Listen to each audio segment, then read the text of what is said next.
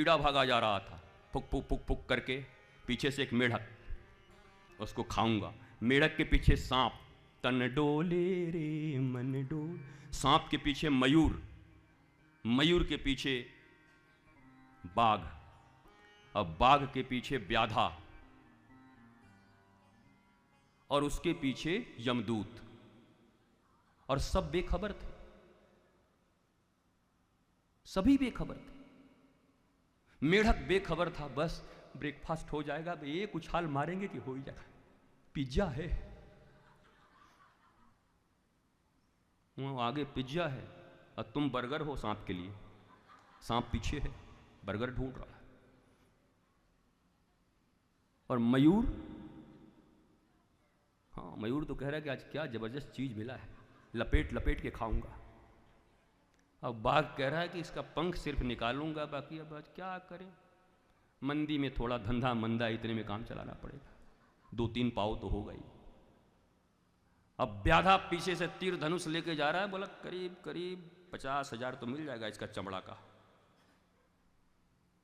और उसके पीछे यमदूत, आज इसका टाइम है, वो 50,000 का प्लान बना रहा है। 50,000 25,000 तो जाके दुलारी को दे देंगे, दुलारी खुश हो जाएगी, वाह कैसे पति हो जी। 5 बच्चों को दे दूं क्या, बहुत दिन से मांग रहे थे। फूफा जी का भी 20 बाकी था, 20 नहीं देंगे अभी, 5 देंगे, 15 बकाया रखेंगे। अलग चीज चल रही है। और 5 मिनट के भीतर सब वहां पर चित्रगुप्त लेके बैठे हुए थे, खाता आओ आओ ठाकुर आओ। कहां गए तुम्हारे परिवार, कोई नहीं आया साथ में, आओ आओ आओ, जरा बुलाओ जिसके नाम से तुमने किसान विकास पत्र खोले थे, क्योंकि तुमको अब गरम तेल की कड़ाही में डालना है। नहीं नहीं, हम पैसा तो सब उन लोगों को दीजिए, उन लोगों को बुलवा लीजिए। आओ आओ आओ, अब कोई नहीं आएगा तुम्हारे लिए, आओ। क्या इतनी छोटी सी बात हम नहीं समझ पाते? अपने जीवन का मंगल हमें स्वयं ही करना है, और अभी करना है। और निराश मत होइए कि अब न हुआ तो कब होगा। अंतिम पल तक, जब जगे तब सवेरा। और कथा जागरण है, कथा सुलाती नहीं है। कथा केवल आधे घंटे के लिए नचाती नहीं है।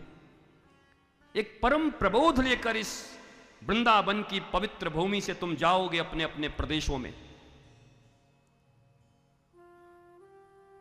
महाराष्ट्र, कर्नाटक, बिहार, झारखंड, बंगाल, मध्य प्रदेश, छत्तीसगढ़, हरियाणा, पंजाब, तुम हर जगह से आए। अपने प्रदेशों में अपने दीपक को जलाकर जाओगे। अपना अंधकार तो दूर होगा ही, जो पास आएगा, जो मिलेगा। कई लोग सोच रहे होंगे बस एक बार जला दीजिए गुरुजी, कितने का घर जला दूंगा। बुद्धि महाराज ऐसी हमारी, दीप नहीं जलाएंगे।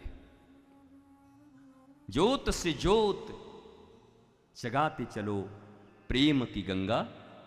हाँ, सुनते सब हैं, जब सुनेंगे तो एकदम सबका आंख ऐसे हो जाता है भगवान शंकर के सांभवी मुद्रा की तरह। ज्योत से ज्योत जगा, अपना ज्योत बुझा हुआ है, अंधकार है चारों तरफ। जित देखूं तित अंधकारमयी है। गोपी कह रहे जित देखूं तित श्याममयी है। हम कह रहे जित देखूं तित अंधकारमयी है। जिसके लिए किया वही अब तैयार नहीं है। जित देखूं तित अंधकारमयी है। ये जागरण का समय है, कभी मनोरंजन का भी समय हो। और संध्या को कितना मनोरंजन होता है।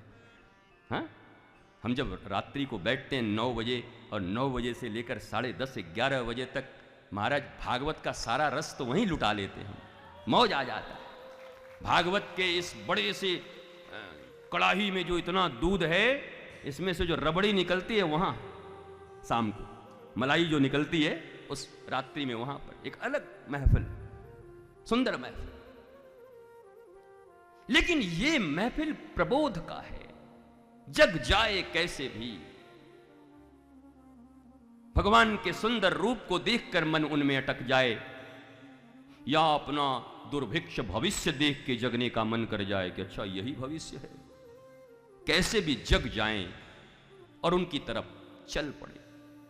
महारास का अर्थ इतना ही है, आपकी समस्त इंद्रियां जो जन्मों जन्मों से आपको भिखारियों की तरह दर दर की ठोकरें खवा रही हैं, एक ऐसा जगह है जहां जाने से जन्म जन्म की ये प्यासी इंद्रियां, ये मन, ये चित्त सब उस मनमोहन के प्रेम और किशोरी के रस से भर जाएंगी। फिर तुम भिखारी न होगे बल्कि बांटते हुए लोगों को रस चलोगे। रास इतना ही है, कोई 2 मिनट का नाच गान, ये वो आत्मा परमात्मा का मिलन भी, मूल रास वो भी नहीं। रास तो महाराज ठाकुर स्वयं, ठाकुर कहते हैं, ठाकुर की आत्मा कौन है? राधिका, राधा रानी ठाकुर की आत्मा है। ठाकुर जब राधिका रानी अपनी आत्मा से मिलते हैं तो महाराज तो उसका नाम है।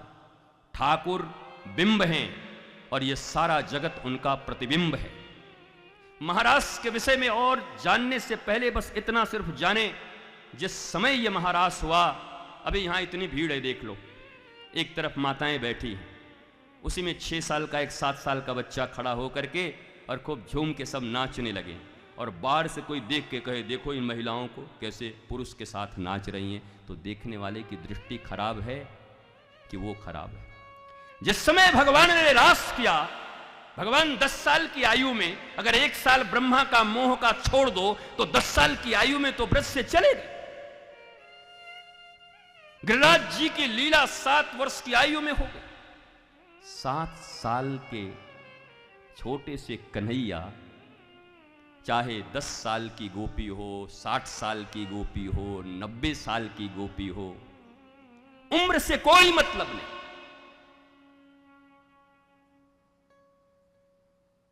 वो जीव, जिन जीवों को परमात्मा ने आश्वासन दिया था कि हां तुम्हारी अहर्ताएं पूर्ण है, तुम टेस्ट में पास हो, अब तुम्हारे साथ महारास, जीवन की समस्त विकृतियां दूर होंगी, सारी इंद्रियों के जो कसक हैं, जो रस हैं, जो तुम्हें खींचते हैं, वो वहीं पर जाकर तृप्त होंगी। वो डेट 10 महीने पहले ठाकुर ने तय कर दिया था, कात्यायनी पूजा के बाद। अगर ठीक से भागवत पढ़ोगे तो 10 महीने के बाद। और ये वही दिन है, शरद पूर्णिमा, शरद प्रौढ़ ऋतु है। ऋतुओं में भी प्रौढ़ ऋतु, प्रौढ़ता और वृद्धता के विषय में पहले दिन मैंने बताया था, वृद्ध होना तो मजबूरी है, पर प्रौढ़ होना जरूरी है। ज्ञान प्रौढ़ है, ज्ञान से प्रौढ़ होता है मनुष्य, आयु प्रौढ़ता की नहीं है। शरद ऋतु प्रौढ़ है और यहां सब अप्राकृतिक, प्रकृति से संबंध कुछ नहीं। ये वो चंद्रमा भी नहीं है। आज सूर्य भी अपनी पूरी रोशनी के साथ, प्रकाश के साथ चंद्रमा में ही समाहित है। भाई देखो, भगवान अपिता रात्रि, ता शब्द से समझो दैट, वह, यह नहीं, भगवान भी नहीं। श्री शुक उवाच भगवान अपिता रात्रि, भगवानों का भी भगवान, समस्त सृष्टि का सार तत्व, सार्वभौम तत्व श्री कृष्ण, नंद का बेटा नहीं, गैया चराने वाला नहीं, माखन चुराने वाला नहीं, भगवान अपिता रात्रि। क्योंकि ये प्रौढ़ों का, ये परम ज्ञानियों का अहर्ता प्राप्त होने के बाद का ये रास है। और हमने रास को ही भारत में इतना विवादित बना दिया है। मैकोले के बच्चों ने, अंग्रेजों के बच्चों ने अपने शास्त्र के साथ इतनी बेअदबी कि रास को गली का लीला बना दिया है। तुम करो तो रास लीला, हम करें तो कीला। ऐसे लोगों के मुख देखो, इनके मुख न ये शास्त्र के उपयोगी हैं, न ये संत के, न भारत के, ये मनुष्यता के नाम। अब ज्ञानी है, क्या करोगे, गाली देने से क्या फायदा है? ज्ञान होता तो ऐसा कैसे कहे रास के विषय में।